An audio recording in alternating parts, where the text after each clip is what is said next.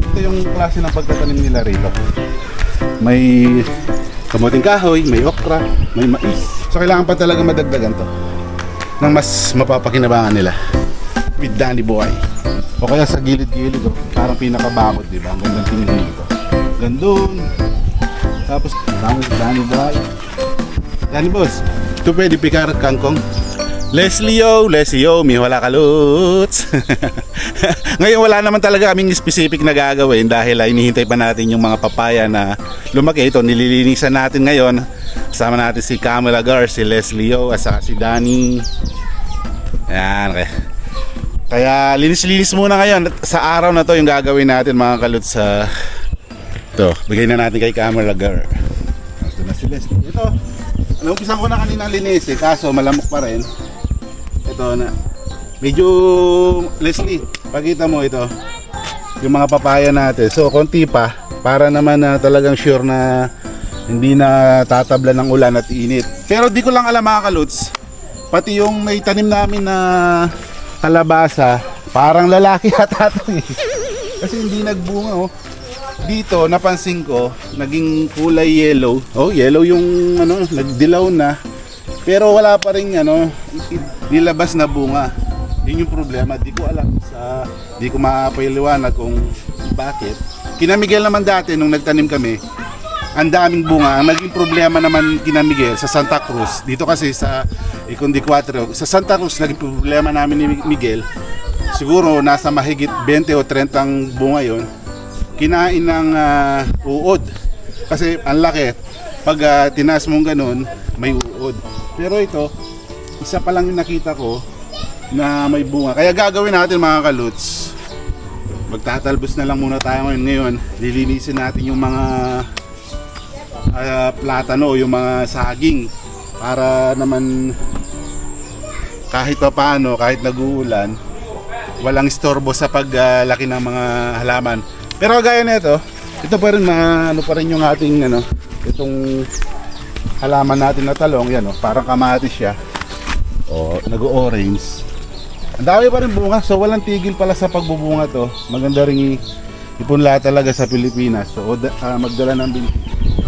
Ito na ulit update natin kaluts sa ating kalamansi. Ang ganda ng tubo, sana tuloy-tuloy. Ito, pakita mo Leslie. So pagkakalipat namin dito, nasa 2 semanas no, Leslie? Yan, mga 2 linggo na to. Yan maganda yung tubo.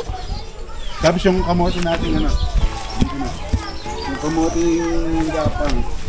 Oh. Kasi yung mga minsan yung mga nagluluto ng munggo sa mga kababayan natin. Ano na, bawi. Ayun, manalbos na muna ako ng ano para mapakinabangan naman yung mga medyo berde.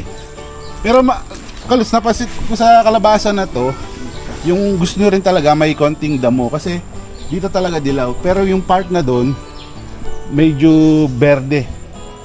Siguro dahil I think sa acid rain tapos mainitan kaya siguro nagdilaw. Ito ano na lang natin, iluto na lang natin minsan. Sayang naman kung di mapakinabangan ang laki pa naman ng ano verde po.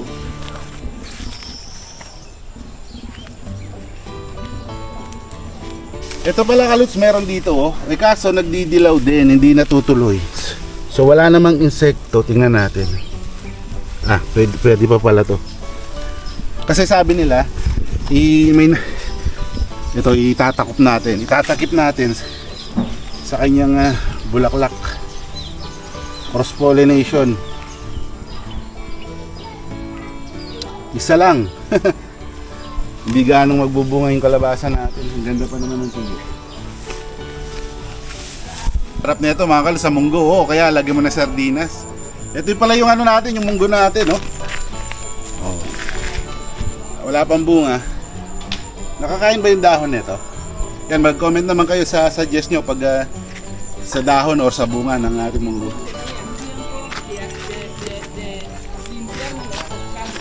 Okay, Madam Kang. Kikere. Yeah.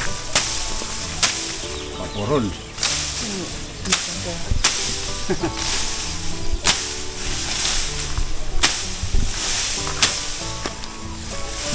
Medyo mapurol na yung ano sak ni Madam Kang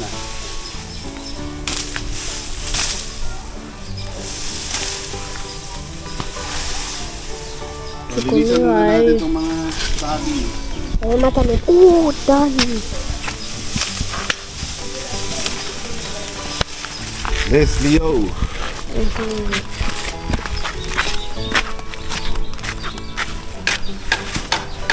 Pistola. Pistola. No, pistolas.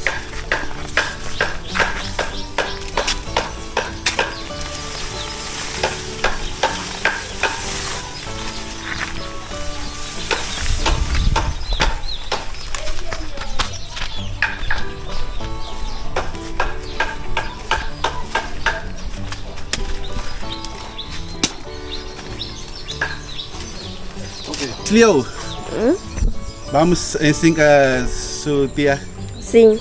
si abuela. Aha. Mga kalos, pupunta muna tayo, papasilip natin yung na-impluensyahan natin, na-inganyo natin dahil kasi every time na nandito ako nagtatanim at nag-harvest, nandito yung ate ni Ursula, kaya nainganyo magtanim. Tingnan natin kung ano may yung naitanim na, kasi bibigyan din natin, plano natin sa bigyan ng mga papaya din. Tara, ito si Danny, kasama si Danny. Let's go! Let's go, guys! Ito muna pala, nadaanan namin si Madam Kang. Madam Kang! ¿Qué se llama este pescado? Sapsap, oh. Ay, hindi sapsap to. ¿Cómo se llama este pescado?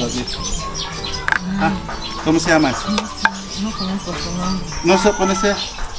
Alalapad, oh. ¿Dónde compro? En la playa. A playa? Dito sa Mañanita, no? Vamos sa Danny Boy. Estaba en el congelador. Ah, okay. Vamos Danny Boy.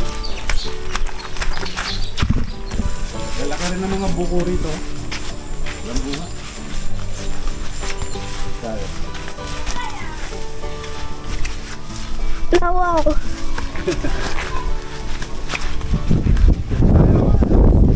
Parang mountain.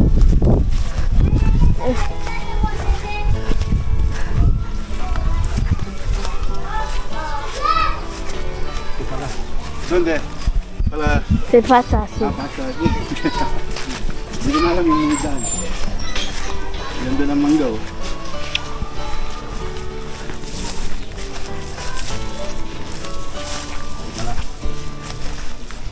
Nakaraan kasi, binida niya sa akin, sabi niya nagtanim na din. Ito yung mga tanim niya. Aquí está. Ito sa kapitbahay kasama. Ito mga kalas, ito yung klase ng pagtatanim nila rito. May kamuting kahoy, may okra, may mais. Yan. Dami. Sa pa kaya natin pwesta dito yung yung papaya. Ito, malinis na. Ito yung kapatid mong Madam Kang, yung ating niya.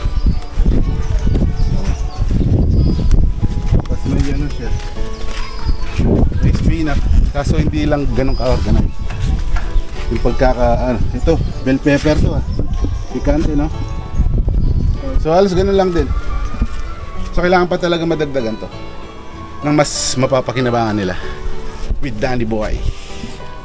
Siguro dito na lang itatanim yung mga papaya niya kasi malinis naman di. Pero di ko pa nakausap kung dati kasi gusto niya talaga. Pero di ko pa nakausap kasi may tanim pala siya rito. Ito siguro sa tingin ko, di niya naman tataniman to. Kahit mga lang, yan. May gitsang metro yung pagitan. O kaya sa gilid-gilid, oh, parang pinakabakod, di ba? Ang gandang tingin dito. Gandun. Tapos dito, tanim namin sa gilid dito. Okay naman, mataba naman yung lupa ni yung abuela ni Danny. Vamos, Danny Boy. Danny Boss, ito pwede pikar kangkong? Ha? Ito pwede pikar kangkong abajo? Alguien quiere kangkong? Con Leslie.